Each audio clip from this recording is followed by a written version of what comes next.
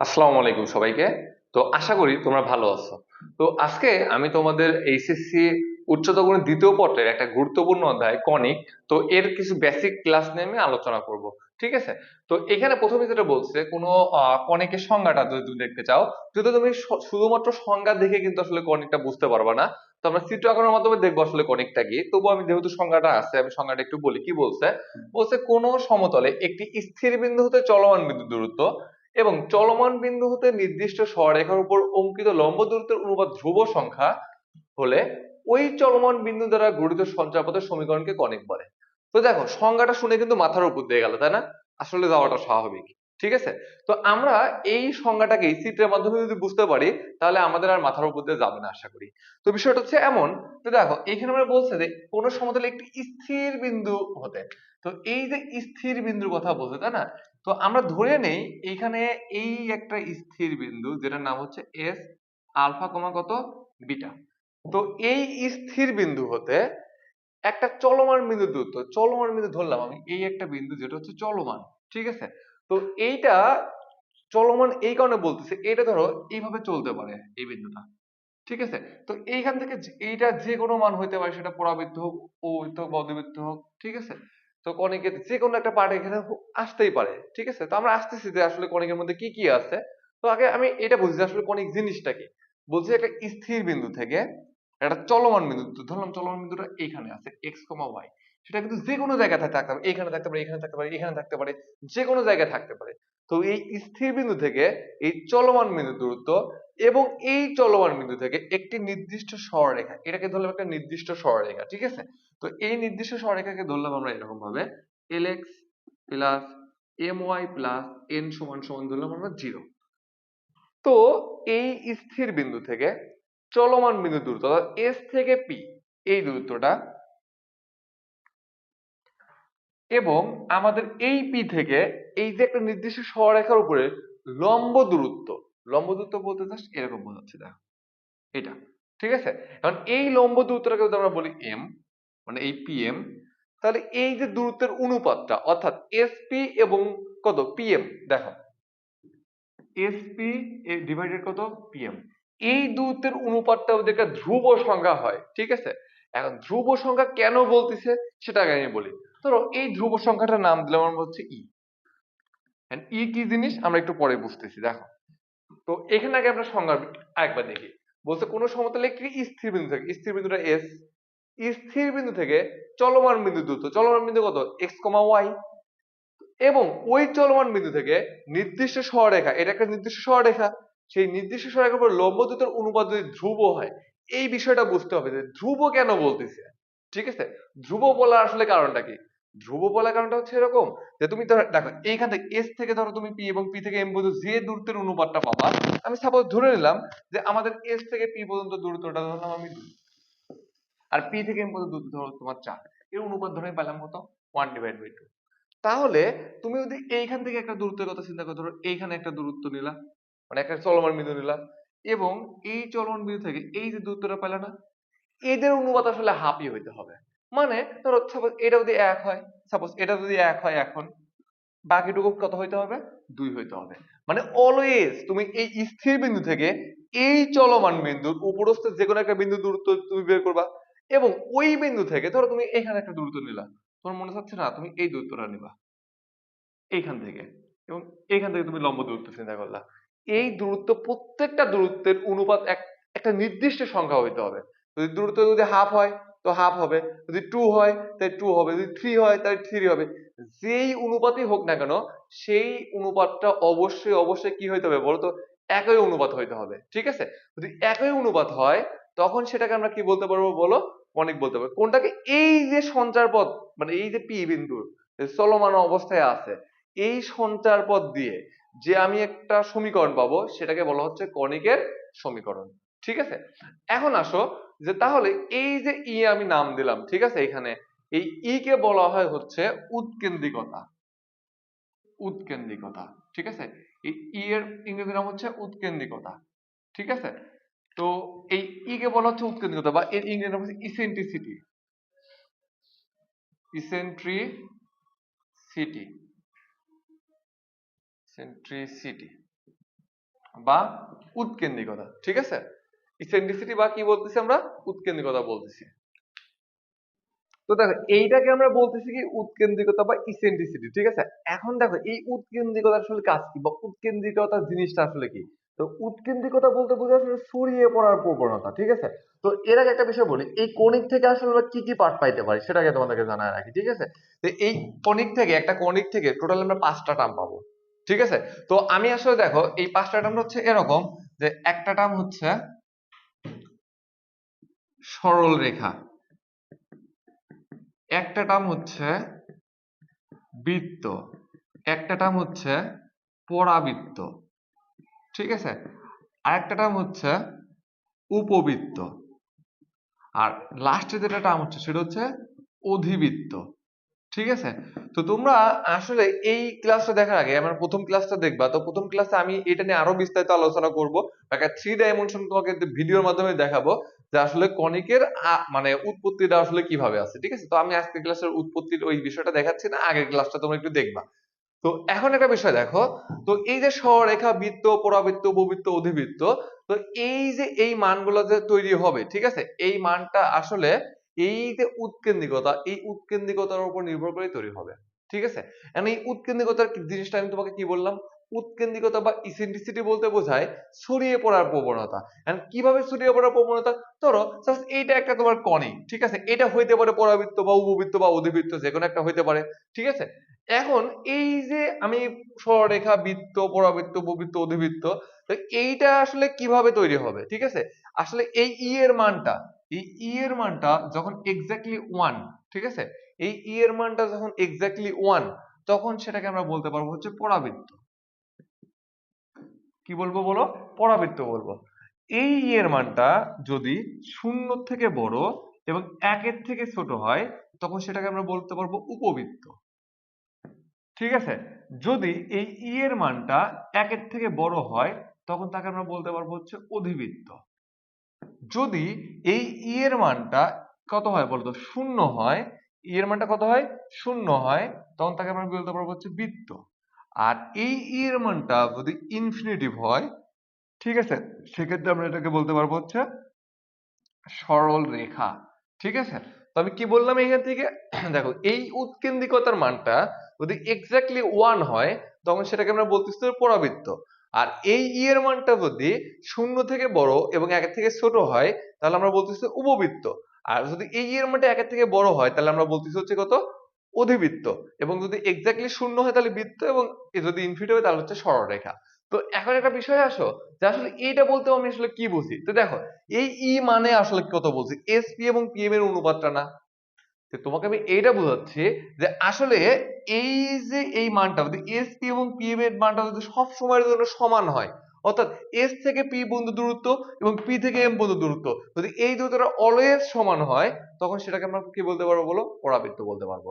তার মানে পরাবৃত্তের ক্ষেত্রে একটা স্থির বিন্দু থেকে চলমান বিন্দু দূরত্ব এবং চলমান বিন্দু থেকে নির্দিষ্ট সরলরেখার উপর যে লম্ব দূরত্ব, সেই দূরত্বের অনুপাতটা কি হবে, সবসময়ের জন্য বলো কত হবে, 1 হবে বা সমান হবে, ঠিক আছে? তখন সেটাকে আমরা বলতেছি কত বলো, পরাবৃত্ত।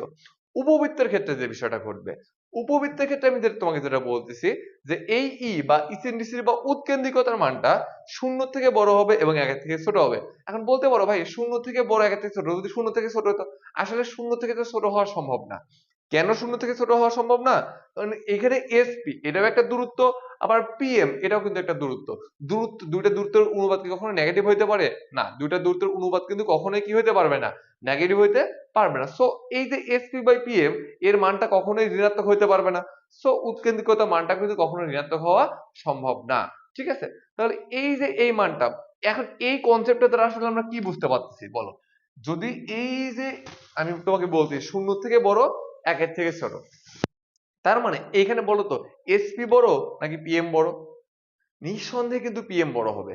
কেন পিএম বড় হবে? কারণ হর যদি তোমার বড় হয় আর যদি লব যদি ছোট হয়, সেই মানটা থেকে কিন্তু 1 থেকে ছোট হয়, ঠিক আছে? তার মানে আমি এইখানে এটা বলতে পারতেছি, এই উপবৃত্তের ক্ষেত্রে এইখানে যেহেতু এসপি এবং পিএম সমান, এখানে কিন্তু এসপি এবং পিএম কি বলতেছি আমি, সমান, কিন্তু এইখানে বলো তো কে বড়, এখানে হচ্ছে পিএমটা বড় হবে এবং এসপিটা কি হবে বলতো ছোট হবে। কার ক্ষেত্রে? উপবৃত্তের ক্ষেত্রে। তার মানে এই তোমার যখন উপবৃত্ত আমরা অঙ্কন করবো তখন এই এসপির মানটা বড় হবে এবং পিএম এর মানটা কি হবে বলতো ছোট হবে। আমরা যখন পার্ট বাই দেখবো তখন প্রত্যেকটা চিত্র আমরা আলাদা আলাদা বুঝবো, ঠিক আছে? আমরা এখন তোমাকে একটা হালকা বেসিক দিয়ে রাখতেছি। এখন তুমি তো অধিবৃত্তের ক্ষেত্রে আসো, অধিবৃত্তের কনসেপ্টটা কি হবে? অধিবৃত্তের ক্ষেত্রে এই ই এর মানটা একের চেয়ে বড় হবে। এখন বলো একটা ভগ্নাংশ একের থেকে কখন বড় হবে? যখন এই এসপি অর্থাৎ তার লবটা বড় হবে এবং হরটা কি হবে ছোট হবে, তখন কিন্তু এইটা হবে, তখন কি কি বলতে পারবো বলো? অধিবৃত্ত বলতে পারবো, ঠিক আছে? তার মানে এইখানে আমাদের এসপিটা কি হবে বড় হবে এবং পিএমটা কত হবে বলো ছোট হবে। এইবার দেখো এই যে ই সমান সমান কত বলতেছে জিরো, তখন কি বলতেছে বৃত্ত। এই কনসেপ্টটা আমি একটু পরে বোঝাচ্ছি যে কেন এটাকে আমি বৃত্ত বলতেছি এবং এর মানটা যদি ইনফিনিটি হয় কেন আমি সরলরেখা বলতেছি, ঠিক আছে? এই কনসেপ্টটা আমি আসতেছি। দেখো তো আমরা এখন যে কাজটা করব সেটা হচ্ছে যে এই জিনিসগুলো আমি লিখলাম, এইখান থেকে আমরা দেখাবো যে কিভাবে একটা পরাবৃত্ত, কিভাবে উপবৃত্ত বা কিভাবে অধিবৃত্ত, ঠিক আছে, এইখান থেকে আমাদের আসে। তো একটা বিষয় খেয়াল করো, আমি এই কনিকের সংজ্ঞাটা মুছি।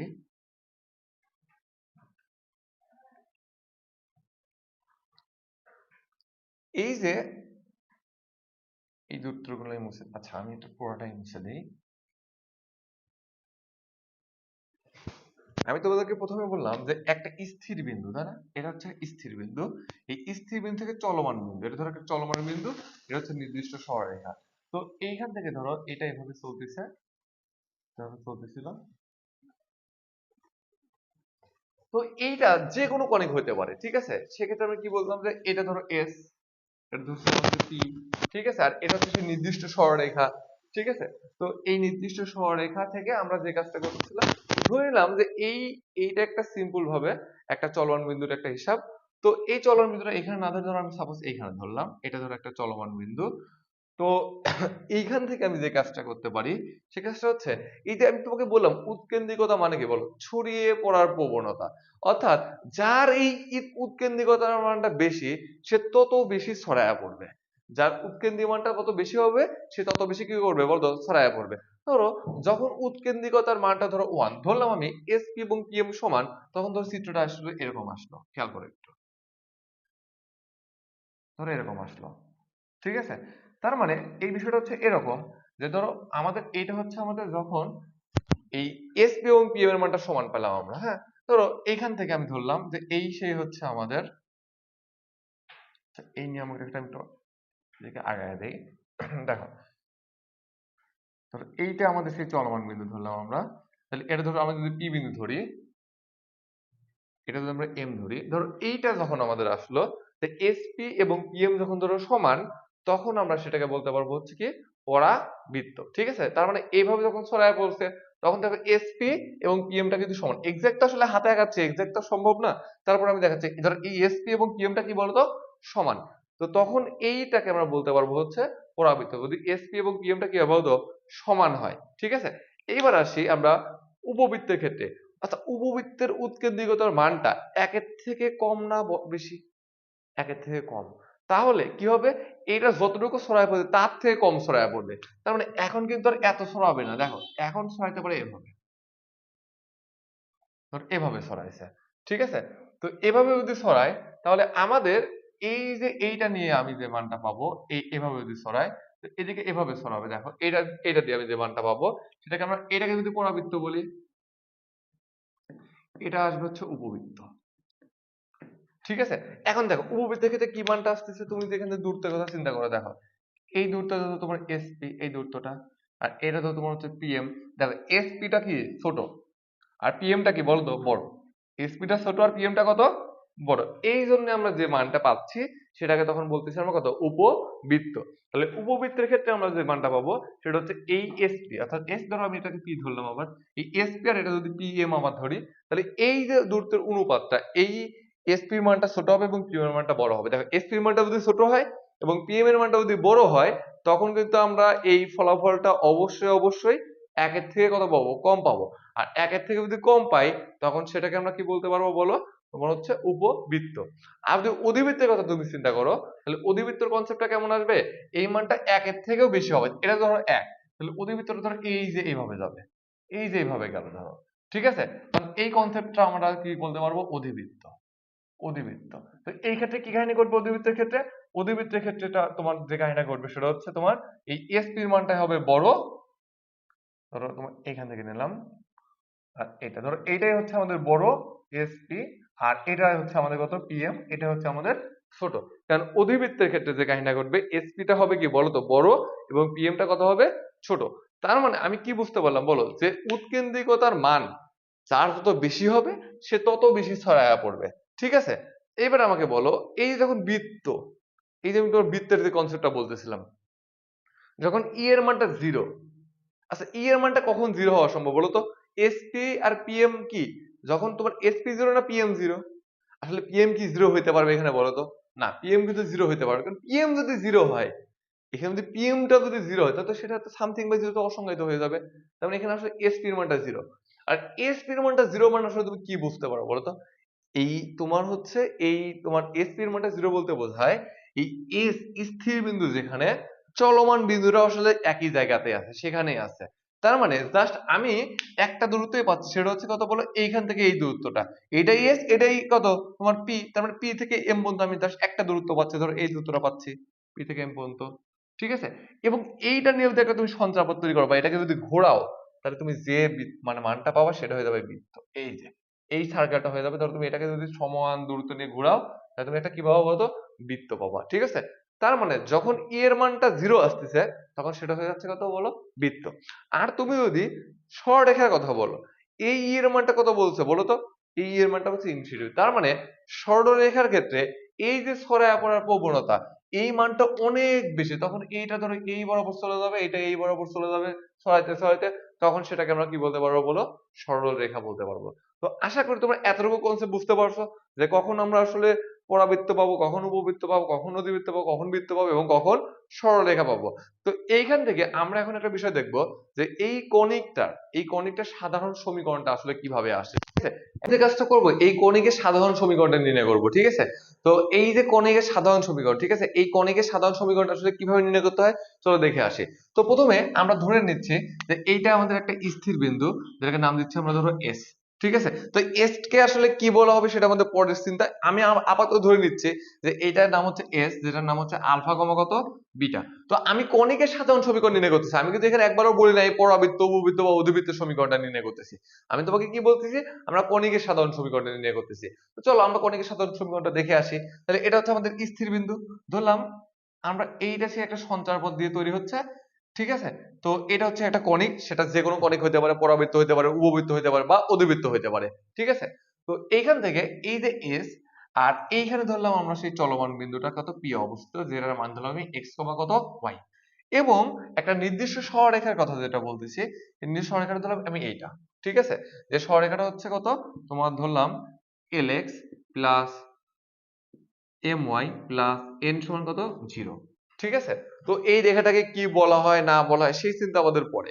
ঠিক আছে, তো প্রথমত আমরা যেটা কণিকের সংজ্ঞা অনুসারে যেটা পাইছি, সেটা হচ্ছে এই এস বা স্থির বিন্দু থেকে এই চলমান বিন্দুর দূরত্ব, স্থির বিন্দু থেকে চলমান বিন্দু দূরত্ব, অর্থাৎ এই এসপি এর মানটা, তাই না? এই স্থির বিন্দু থেকে চলমান বিন্দুর দূরত্ব, এবং এই চলমান বিন্দু থেকে নির্দিষ্ট যে সরলরেখা, এই নির্দিষ্ট সরলরেখার উপর যে লম্ব দূরত্ব, এই দূরত্বের অনুপাতটা একটা ধ্রুব সংখ্যা। সেই ধ্রুব সংখ্যা মানে কত, এসপি বাই কত পিএম, সেটাকে আমরা কি বলছিলাম বলতো, ই বলছিলাম। ঠিক আছে, এইটাকে বলতেছিলাম হচ্ছে আমরা কত বলো, কণিক বা কণিক তৈরি হওয়ার শর্ত। তাহলে এসপি বাই কত বলো পিএম সমান কত ই। এখন এইখান থেকে যে আমরা একটা সমীকরণ দাঁড় করাবো, এই সমীকরণটা হবে কণিকের সাধারণ সমীকরণ। ঠিক আছে, তাহলে এই ক্ষেত্রে যদি আমি একটু হিসাব করি, তাহলে এসপি সমান কত লিখতে পারি, ই ইন্টু পিএম। ঠিক আছে, তো ই তো আসলে ধ্রুবক সংখ্যা, দেখো আমরা এসপি এর মানটাকে ইজিলি বের করতে পারি। তাহলে এসপি কি, এস এবং পি এর মধ্যবর্তী দূরত্ব। ঠিক আছে, তাহলে সেটা কি আসবে বলো, রুট ওভার, দেখো তোমার এইটা এবং এটা মধ্যবর্তী দূরত্ব কত বলতে পারি, x minus alpha whole square plus y minus beta কত হোল স্কয়ার সমান। ঠিক আছে, এখন ই তো ই বা উৎকেন্দ্রিকতা। এখন এই পিএম টা কিভাবে বের করতে হয়, পিএম হচ্ছে এই এক্স ওয়াই বিন্দু থেকে, এই এক্স ওয়াই বিন্দু থেকে এই যে একটা নির্দিষ্ট সরলরেখা আছে, ঠিক আছে, এই নির্দিষ্ট সরলরেখার উপরে অঙ্কিত লম্ব দূরত্ব। তাহলে এইটা আমরা কিভাবে বের করতে পারি, এই মানটা শোনো, লম্ব দূরত্ব যারা, এটা তো সরলরেখার টোটালি সরলরেখার কনসেপ্ট।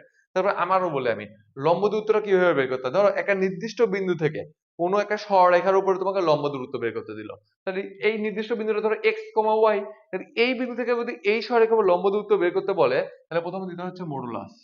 ঠিক আছে, কারণ দূরত্ব কখনো মাইনাস হয়, মডুলাস। এই বিন্দুটা এই সরলরেখার উপর বসাইতে হয় বাম পক্ষে, ঠিক আছে, ডান পক্ষে কি 0 রাখতে হয়। তাহলে এই বিন্দুতে তুমি যে এই সরলরেখার উপর বসাও, তাহলে x এর জায়গায় x বসাতে x ই থাকবে, y এর জায়গায় y বসালে তো y থাকবে। সো আমি সরাসরি এটা লিখে দিলাম যে modulus lx plus my plus কত n, ঠিক আছে, ডিভাইডেড রুট ওভার x এর সহগের উপর স্কয়ার প্লাস y এর সহগের উপর স্কয়ার।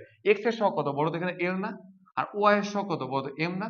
এই যে এইটাই হবে আমাদের কনিকের সাধারণ সমীকরণ। তো এইটাকে তুমি আরেকটু সুন্দর দেখানোর জন্য কি কাজ করতে পারো বলো তো, উভয় পক্ষে বর্গ করে দিতে পারো। আর আমি যদি উভয় পক্ষে বর্গ করে দিই, তাহলে কাটা হবে এরকম x minus alpha whole square plus y minus beta whole square সমান ই স্কয়ার ইনটু, এই যখন তুমি বর্গ করবা তখন কিন্তু আর মডুলাস থাকবে না। কারণ মডুলাস কেন ব্যবহার করা হয়, মানটা যখন ঋণাত্মক না আসে, আর বর্গ করলে কি আসলে ঋণাত্মক আসার কোনো চান্স আছে, নাই। সো এটাকে আমরা লিখতে পারি তখন কত lx plus my plus n তার উপর স্কয়ার ডিভাইডেড, এই যে এখানে যেহেতু রুট ওভার আছে স্কয়ার করছি, রুটটা উঠে যাবে, l square plus m square. এইটাই হচ্ছে আমাদের কনিকের সাধারণ সমীকরণ, ঠিক আছে। তাহলে একটা কনিকের কি বললাম বলতো, একটা কনিকের সাধারণ সমীকরণ হচ্ছে এইটা। আবারও বলি, একটু ভালো করে মাথায় রাখো, এই কনসেপ্ট গুলো যদি তুমি বুঝতে পারো না, তাহলে কিন্তু এই কনিকটা আসলে বেশি একটা কঠিন মনে হবে না তোমার কাছে, ঠিক আছে। আমি কি বললাম যে একটা স্থির বিন্দু থেকে, একটা স্থির বিন্দুটা s, স্থির বিন্দু থেকে চলমান বিন্দু আমি কত px, অলওয়েজ চলমান বিন্দু অলওয়েজ কত ধরবা বলো, px, y। তাহলে একটা স্থির বিন্দু থেকে চলমান বিন্দুর দূরত্ব, এবং এই চলমান বিন্দু থেকে নির্দিষ্ট একটা সরলরেখা, নির্দিষ্ট সরলরেখাটা কত ধরতে হবে lx plus my plus n সমান 0। এই সরলরেখার উপর লম্ব দূরত্বের অনুপাত একটা ধ্রুব সংখ্যা, এই ধ্রুব সংখ্যাকে আমরা কত ধরছি ই, এই ই কে কি বলা হয় ইসেন্ট্রিসিটি বা উৎকেন্দ্রিকতা, ঠিক আছে। তো এই যে আমরা এটা পাইলাম, এই সমীকরণটা, এই সমীকরণটা যে কোনো পরাবৃত্ত তোমার হচ্ছে যে কোনো তোমার হচ্ছে কনিকের ক্ষেত্রে পরাবৃত্ত হতে পারে, উপবৃত্ত, অধিবৃত্ত, এই ই এর মানের উপর ডিপেন্ড করে এই জিনিসগুলো কি হবে, চেঞ্জ হবে। ই এর মানটা যদি এক্স্যাক্টলি কত হয় 1 হয়, তখন সেটাকে আমরা কি বলতে পারবো, পরাবৃত্ত। ই এর মানটা যদি শূন্য থেকে কত বড় এবং কত একের থেকে ছোট হয়, তখন সেটাকে আমরা বলতে পারবো উপবৃত্ত। ই এর মানটা যদি তোমার হচ্ছে কত একের থেকে বড় হয়, তখন আমরা কি বলতে পারবো বলো, অধিবৃত্ত। আসলে আমাদের সরলরেখা এবং বৃত্ত আমরা প্রথম পত্রে পড়ছি, এই অধ্যায়ের আলোচ্য বিষয় না, তো ওইটা নিয়ে আমি আর বেশি আলোচনা করতে চাচ্ছি না। তো এই তো হচ্ছে আমাদের কনিকের সাধারণ সমীকরণ। তো আসলে দেখো, এই কনিকের এই সাধারণ সমীকরণটা কেমন যেন একটু এলোমেলো, তাই না। তো এইটাকে ম্যাথমেটিশিয়ানরা একটা জেনারেল একটা ফরম্যাটে দাঁড় করাইছে, ঠিক আছে। তো ওইটা হচ্ছে, ওইটার নাম দিছে হচ্ছে যে তোমার কনিকের দ্বিঘাত সমীকরণ, সাধারণ দ্বিঘাত সমীকরণ, ঠিক আছে। তো ওই সমীকরণটা চলো আমরা দেখে আসি, এবং ওর তার সাহায্যে আমরা তো ধরো একটা কনিকের ধরো সমীকরণ দেওয়া আছে, একটা কনিকের ধরো সমীকরণ দেওয়া আছে। তো এখন তোমাকে বলতেই পারে যে এই কনিকটা পরাবৃত্ত, উপবৃত্ত না অধিবৃত্ত, ঠিক আছে। তখন তুমি কিভাবে বুঝতে পারবা যে এই কনিকটা একটা পরাবৃত্ত, বা এই কনিকটা একটা উপবৃত্ত, বা এই কনিকটা অধিবৃত্ত। তো সেটার জন্য আমাদের দরকার যেটা, সেটা হচ্ছে আমাদের এই কনিকের একটা দ্বিঘাত সমীকরণ লাগবে, ঠিক আছে। তো এই কনিকের দ্বিঘাত সমীকরণটা হচ্ছে এভাবে দাঁড় করেছে, দেখো,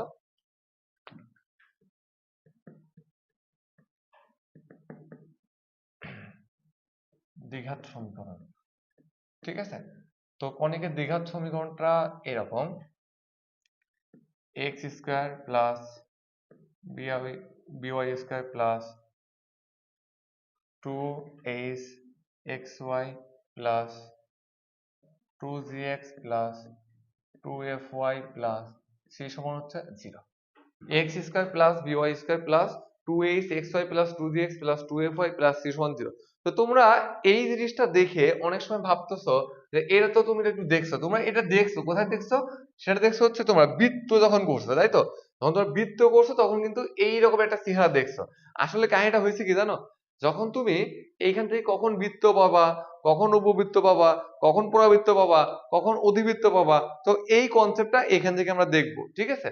তো এখান থেকে দেখার জন্য আমাদের যে জিনিসটা লাগবে সেটা হচ্ছে যে প্রথম অবস্থায় যেটা আমরা বৃত্তের ক্ষেত্রে কি হিসাব হবে, হ্যাঁ। বৃত্তের ক্ষেত্রে যদি এমন হয়, খেয়াল করো যে a সমান সমান b, অর্থাৎ বৃত্তের ক্ষেত্রে এই x স্কয়ার সহগটা এবং এই y স্কয়ার সহগটা কি হবে বলতো, একই হইতে হবে। এবং আমরা জানি যখন আমরা বৃত্ত পড়ছি তখন দেখছি যে বৃত্তে কিন্তু কোনো xy সংবলিত কোনো পদ থাকে না। সো এখানে আসলে এই এইচ এর মানটা কত হবে বলতো? 0 হবে। যদি a সমান সমান b এবং a সমান সমান 0 হয় তখন সেটাকে বলতে পারবো আমরা হচ্ছে বৃত্ত। তার মানে তুমি দেখো তার বৃত্তের সমীকরণটা কেমন দাঁড়াচ্ছে, ধরো a আর b এর মানটা ধরো সেম, বা আমি ধরে নেব এটা 1, তাহলে বৃত্তের সমীকরণটা কেমন দাঁড়াবে? x square plus y square, এটা তো থাকবে না, থাকবে না, এই সমানটা তো 0, x square plus y square plus 2gx plus 2fy plus c সমান সমান 0। তোমরা কিন্তু বৃত্তের সাধারণ সমীকরণ এটা হিসেবে তোমরা জানো, ঠিক আছে? এখন একটা বিষয় আছে এখানে, সেটা হচ্ছে যে বৃত্তের পরে আমরা পরাবৃত্ত দেখব, উপবৃত্ত দেখব, অধিবৃত্ত দেখব। তো এইখান থেকে একটা বিষয় তোমাকে মাথায় রাখতে হবে যে এই মানটা, তো এই মানটা নিয়ে আসলে একটা নির্ণায়ক তৈরি করা যায়, ঠিক আছে? তো এই নির্ণায়কটা আসলে আমরা কিভাবে তৈরি করব বা কিভাবে মনে রাখবো তা আমি তোমাকে একটু দেখাই এই বিষয়টা, হ্যাঁ? তো এখানে আগে এই জিনিসটা বুঝো, সেটা হচ্ছে যে এই যে এ কিন্তু এক্স স্কয়ারের সহগ, তাই না? এ হচ্ছে এক্স স্কয়ার সহগ, বিটা কার সহগ? ওয়াই স্কয়ার সহগ। এই যে আমাকে একটা কথা বলো, এই এইচটা কত বলো তো? তুমি তো ভাই বলে দিবে না ভাই এইচ হচ্ছে এক্স ওয়াই এর সহগ, কিন্তু আসলে কিন্তু তা না। এইচ কিন্তু এক্স ওয়াই এর সহগ না, এইচ হচ্ছে এক্স ওয়াই এর সহগের অর্ধেক। এখন যদি বলো ভাই কেন এক্স ওয়াই এর সহগের অর্ধেক, ধরো তুমি এটা পালে হচ্ছে 20xy, তাহলে তুমি যদি এর সাথে তুলনা করো এক্স এক্স হলে 2h মানে কত? 20 পাবো না বলো তো? তুমি যদি এটার সাথে এটা তুলনা করো, তাই 2h মানে কত পাবা? 20। তার মানে h মানে কিন্তু পাওয়া যাচ্ছে 10। তার মানে আসলে এক্স্যাক্টলি কি বুঝতে পারতেছো বলো তো? এই যে h টা, এই h টা হচ্ছে এই xy এর কি, এই xy এর সহগের অর্ধেক। সেম ভাবে তাহলে g টা কত হবে বলো? g টা হবে x এর সহগের অর্ধেক, f টা কত হবে? y এর সহগের অর্ধেক, আর c তো তোমার কি কনস্ট্যান্ট। তো এইটা নিয়ে আমি একটা নির্ণায়ক তৈরি করব, যে নির্ণায়কের নামটা দিব হচ্ছে ডেল। বুঝছো? এখন এই নির্ণায়কটা আসলে এরকম,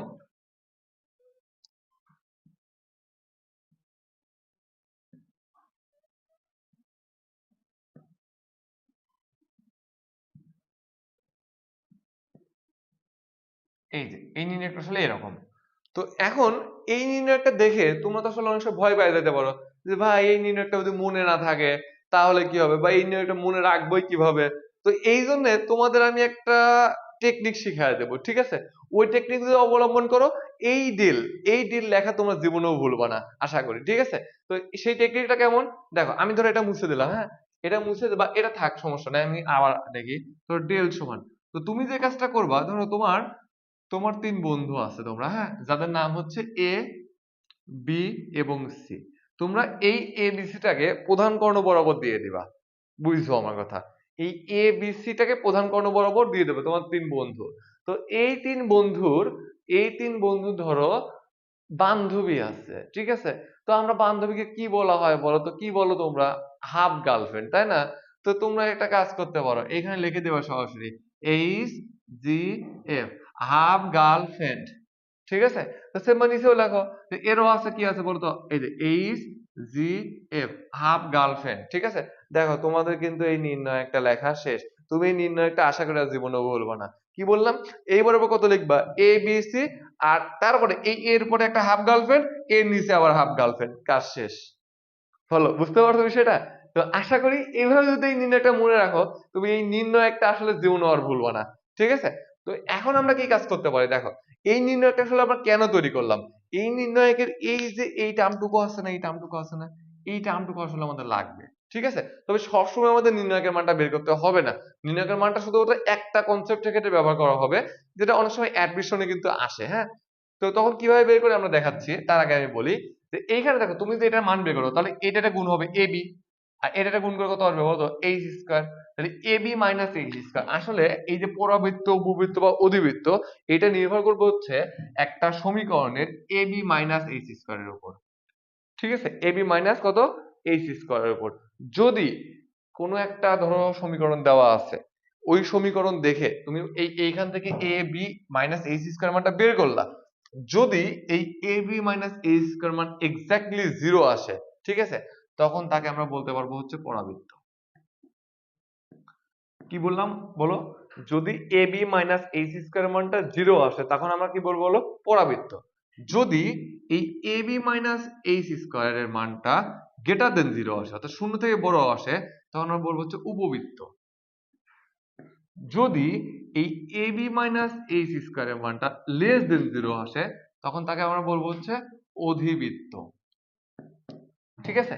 তাহলে আমরা কি বললাম, যদি এ সমান সমান বি এবং এ সমান সমান 0 হয় তখন বলবো বৃত্ত, A B minus H square মানটা যদি এক্স্যাক্টলি 0 হয় তখন আমরা বলবো পরাবৃত্ত, A B minus H square মানটা যদি গ্রেটার দেন 0 হয় তখন উপবৃত্ত, এবং এ বি মাইনাস তোমার কত এইচ স্কয়ার লেস দেন 0 তখন বলবো অধিবৃত্ত। এভাবে মনে রাখবা, বৃত্ত, পরাবৃত্ত, উপবৃত্ত, অধিবৃত্ত। সিরিয়ালটা কেমন, বৃত্তে কত ডাইরেক্ট হচ্ছে এ সমান সমান বি এবং এ সমান সমান 0। পরাবৃত্তের ক্ষেত্রে কি হবে বলো, পরাবৃত্তের ক্ষেত্রে হবে হচ্ছে এই এ বি মাইনাস এইচ স্কয়ারের মানটা কত হবে বলো তো, 0 হবে, তখন আমরা কি বলতে পারবো, পরাবৃত্ত। এবং যদি এ বি মাইনাস এইচ স্কয়ারের মানটা যদি 0 থেকে বড় হয় তখন সেটাকে বলবো আমরা উপবৃত্ত।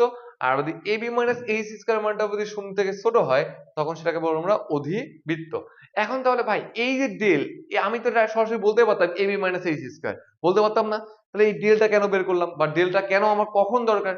শোনো, যখন যদি ভার্সিটি অ্যাডমিশন পরীক্ষায় তোমার আরো একটা বিষয় লেখা থাকে, সেটা হচ্ছে আহ এক জোড়া সরল রেখা, এই যে এই কনসেপ্টটা যদি লেখা থাকে, বুঝো বিষয়টা, একজোড়া সরল রেখা যদি এই কনসেপ্টটা লেখা থাকে তখন তোমাকে এই ডেলের মানটা অবশ্যই অবশ্যই বের করতে হবে, ঠিক আছে? যদি তুমি এই ডেলের মানটা কত পাও বলো তো, 0 পাও, যদি তুমি এই ডেলের মানটা 0 পাও তখন তুমি সেটাকে বলতে পারবো হচ্ছে কত বলো, এক জোড়া সরল রেখা, ঠিক আছে?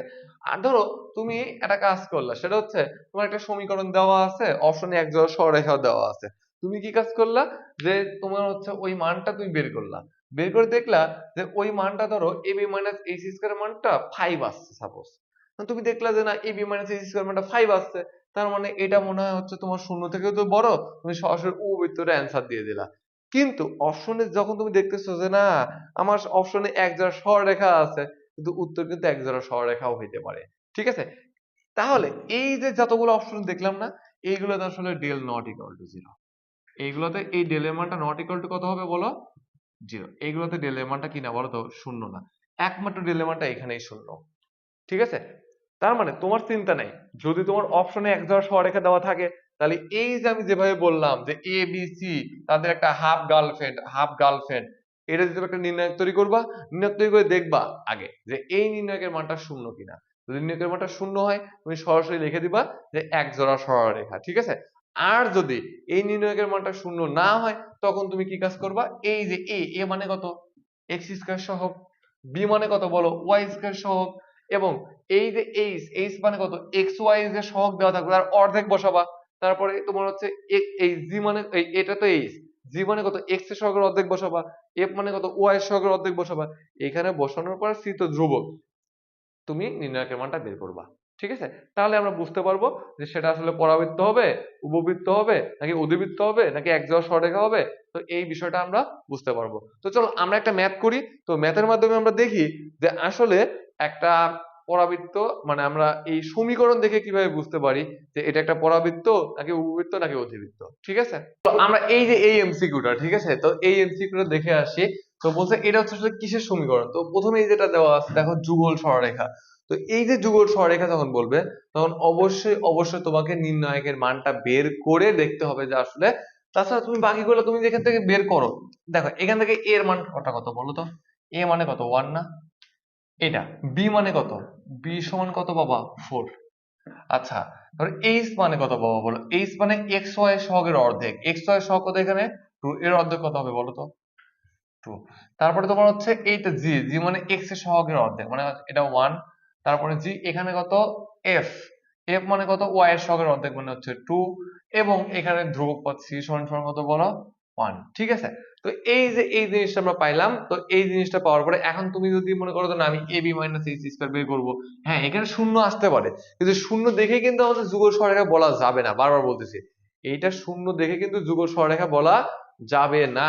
কেন বলা যাবে না, তুমি ধরো ab মাইনাস এইচ স্কয়ার এর মানটা পাইলা, ঠিক আছে? তো এখান থেকে a এর মানটা 1 আর b এর মানটা 4, মাইনাস এইচ স্কয়ার মানে কত বলো 2 এর উপর স্কয়ার, তো তুমি কত পাইলা 0 পাইলা। তো এই যে এই 0টা পাইলা, 0 পেয়ে তুমি মহা খুশি।